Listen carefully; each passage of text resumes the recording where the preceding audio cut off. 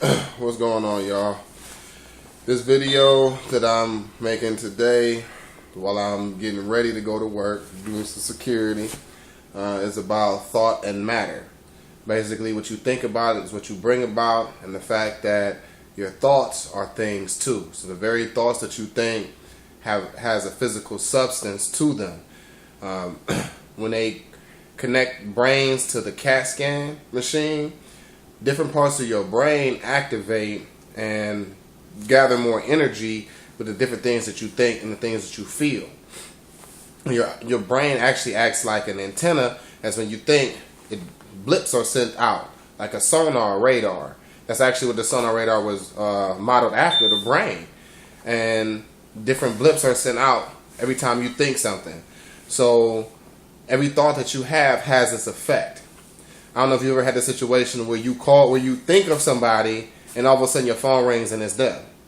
That's that connection. Or another example is thoughts being things. The very chair that I'm sitting in right now was once a thought in somebody's mind. Then they took the proper steps to make it a physical thing.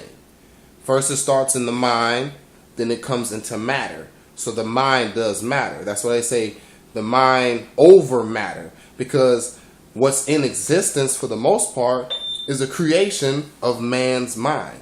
And when I say man, I mean man and woman, but it is the creation of man's mind, the things that they think that brings about the experiences, the objects, and the people, places, and things that they run into on a daily basis, and the things that affect them on a daily basis, whether it be looked at as positive or negative. You bringing it to yourself.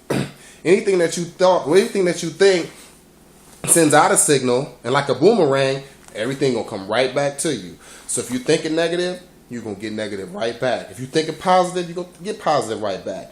Now I do know that, and not to claim it, but things can get hard at times. But if you do not have some kind of stress, you will not grow. Lifting weights puts a stress on your muscles, and that stress is what helps build your muscle, granted that you have enough rest. Same thing with your spiritual muscle. If you do not flex your spiritual muscle, which is willpower, you will be weak. You will be ill-willed. That's where that comes from.